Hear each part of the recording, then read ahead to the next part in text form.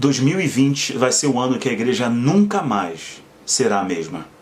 Fica comigo até o final, eu vou te explicar essa história e você vai crescer muito com esse vídeo. Antes da gente continuar, por favor, solta o dedo aqui no like, que é muito importante no ranqueamento aqui do YouTube. Se você não é inscrito ainda, se inscreva, por favor, que ajuda demais aqui o nosso canal, no crescimento, na relevância. O vídeo é encontrado e o vídeo é destacado de acordo com a relevância do canal. Então, por favor, se inscreva aqui e dá o seu like e compartilha com seus amigos, beleza? Bom, eu comecei te dizendo que a igreja nunca mais será a mesma a partir desse ano. Ignore quem quiser ignorar as evidências, os sinais, tudo que está acontecendo, porque não são só catástrofes, não são só crises, não são só problemas, são sinais. Do mais cético ao mais espiritual, tem que se render aos sinais.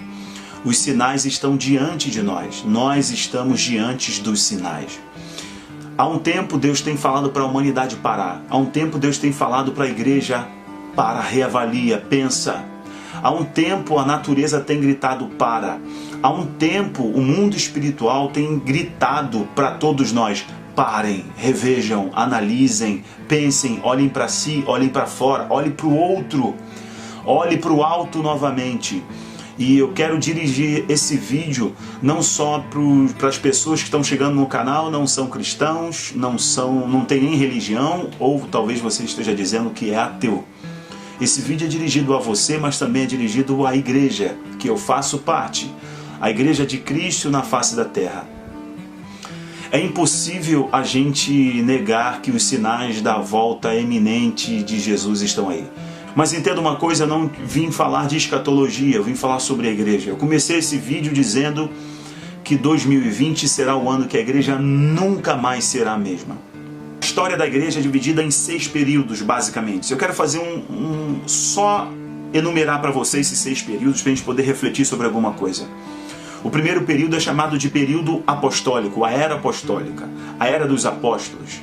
É o momento em que as pessoas têm clareza de que elas são a igreja. A igreja não é uma instituição, a igreja não é um prédio, a igreja não é uma liturgia, a igreja não é um local onde as pessoas vão se reunir para adorar, para prestar o seu culto. As pessoas entendem que elas são a igreja e elas se reúnem em casa, em família. E elas cresciam na doutrina dos apóstolos. Então havia uma visão que era passada pelos apóstolos e as pessoas se reuniam em casa. Portanto, as pessoas não iam à igreja, a igreja estava dentro de casa. Esse é o primeiro período, que é o período apostólico, que é o período em que a igreja está na sua gênese, a igreja está iniciando, e se inicia em casa, e a visão é que eu sou a igreja, e a igreja está dentro da minha casa. Portanto, a igreja começava em casa. Muito oportuno para esse momento, não é? Todos os templos fechados e as pessoas assistindo o culto online e a igreja de novo dentro da casa da pessoa, através de um smartphone e através de uma televisão, da internet. O segundo período é chamado período da igreja perseguida. É um período de perseguição da igreja. É um período em que os crentes vão ser esfolados vivos. É o período em que muitos cristãos vão ser decapitados. A igreja vai ser perseguida, vai ser humilhada, mas vai ser o período de maior crescimento da história da igreja. Período imperial. A igreja se torna parte do Estado. A igreja ganha status, a igreja ganha posição. Porém, é um período mais tenebroso da história da igreja, é o período mais morno, é um período frio, é um período em que a igreja cresce politicamente, mas a igreja morre espiritualmente. O quarto período é o período da igreja medieval. O quinto período é o período da igreja reformada. É onde alguns bispos e padres começam a se revoltar com as práticas da igreja católica, e é onde acontece a cisão, a ruptura da igreja católica para a igreja protestante. E aí começam a surgir vários movimentos, é onde a igreja ganha um up de novo, a igreja começa a crescer, e a igreja começa a assumir um caráter missionário, a igreja começa a rodar o mundo novamente. A igreja está se desvinculando daquela estrutura política imperial, e agora a igreja está se reformulando, está se reformando. É o período em que se destaca, por exemplo, Martinho Lutero, com suas 95 teses. Ele está aí como um dos ícones dessa reforma, dessa reformulação da igreja. E começa agora a surgir os movimentos, e começa John Wesley, Calvino, e assim por diante. A igreja vai ganhando uma nova forma, um novo corpo, e a igreja vai olhando de novo para a sua gênese. A igreja olha para o seu início e percebe o caráter missionário da igreja e como deve ser a igreja, e a igreja volta a crescer novamente. O sexto período e o último período da história da igreja é conhecido como período moderno, ou a igreja moderna. Vem de 1648 até os dias atuais. O que nós estamos vivendo? Nós estamos em pleno século XXI, nós estamos no ano de 2020, nós estamos diante de uma crise de saúde no mundo inteiro, um vírus parou o mundo, parou a igreja, parou o sistema financeiro, está travando o sistema financeiro do mundo, está travando toda a produção mundial, está travando a economia do mundo, está travando a igreja na forma como a igreja conhece, na sua liturgia normal. Travando a igreja, entenda aqui, não vá sentar marreta em mim não, eu falo travando a igreja, travando a liturgia da igreja, como a igreja se entende desde a modernidade. Eu quero fazer jus ao título desse vídeo. 2020 será o ano que a igreja nunca mais será a mesma. Eu quero te propor algumas reflexões aqui. Será que não é a hora da igreja olhar para a sua gênese novamente? A igreja olhar para o seu início, ver como foi iniciado a coisa, como que aconteceu? A igreja, toda vez que a igreja olhava para a sua essência, para o seu propósito inicial, a igreja voltava a crescer. Será que essa crise não é necessária para a gente poder olhar para trás e entender a gênese da igreja? É uma reflexão. Eu não venho com máximas aqui, eu venho te propor algumas reflexões. Na igreja apostólica, as pessoas se entendiam como igreja. E a igreja estava na casa delas, porque elas estavam em casa, em família, adorando a Deus. E quem chegasse convidado entrava e participava do culto, mas as pessoas eram a igreja. Hoje você, por causa da crise que aconteceu em março, se você está assistindo esse vídeo depois, as pessoas não podiam sair de casa e não poderiam ir à igreja, então a igreja voltou de novo para casa. Será que não vai ser um momento de maior crescimento da igreja? Enquanto muitos estão achando que é um momento de maior crise, vão perder fiéis, pastores preocupados, de repente vai perder a arrecadação financeira, mas vai agregar o número de fiéis, de pessoas que vão se converter e acreditar em Deus, olhar para o alto novamente, se arrependerem dos seus pecados e confessar a Jesus como Senhor e Salvador. Será que não vai ser o momento de um reavivamento da igreja?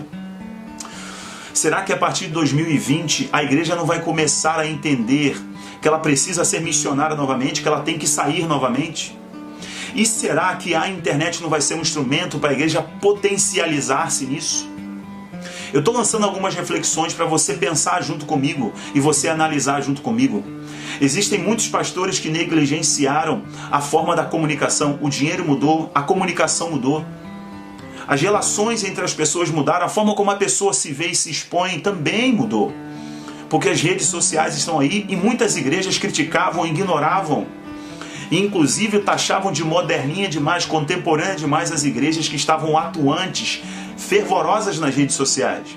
Os pastores que se conectavam verbalmente, se vestindo de uma forma que se comunicasse com o seu público que está lá do outro lado da tela do smartphone, de um tablet ou de casa mesmo assistindo um culto online. Quantos pastores diziam, não, na minha igreja as pessoas têm que vir para cá, esse negócio de igreja online tira a pessoa da igreja, e hoje está sofrendo porque não tem 100 pessoas assistindo a live. Será que essa crise não vai reformular a liturgia da igreja? Eu quero que você pense sobre isso. Eu, Rafael Bittencourt, acho que a igreja nunca mais vai ser a mesma. Mas não de forma negativa. Eu acho que a igreja vai crescer como nunca, porque a igreja vai olhar para a sua essência, a igreja vai olhar para a sua gênese, e a igreja vai perceber que é o momento dela resgatar isso. Só que esse caráter missionário da igreja, esse caráter da igreja em casa, vai ganhar um tom diferenciado do século XXI, dessa linguagem aqui, você me assistindo igual você está me assistindo, você espalhando para os seus amigos igual você está espalhando. Escuta, Jesus disse que aqueles que crerem nele farão obras iguais e maiores do que ele. E está aqui um instrumento que prova que nós podemos alcançar como Jesus não alcançou na sua época. É claro que a mensagem de Jesus continua propagando até hoje, revolucionando a história do mundo. Claro, as palavras de Jesus ecoam até hoje nos nossos ouvidos. Mas você há de convir que esse instrumento aqui, internet, se Jesus estivesse nesse momento, ele estaria alcançando toda a humanidade numa velocidade muito mais rápida, e essa missão agora está com a igreja. Então eu acredito que essa crise vai produzir na igreja um novo começo. A igreja vai parar, refletir, se analisar e usar esse instrumento que Deus está dando para ela. Talvez essa crise também faça a igreja olhar para fora e não olhar só para si. Talvez essa crise faça com que os pastores se unam mais. Talvez essa crise faça com que as pessoas sejam mais igreja e parem só de ir à igreja.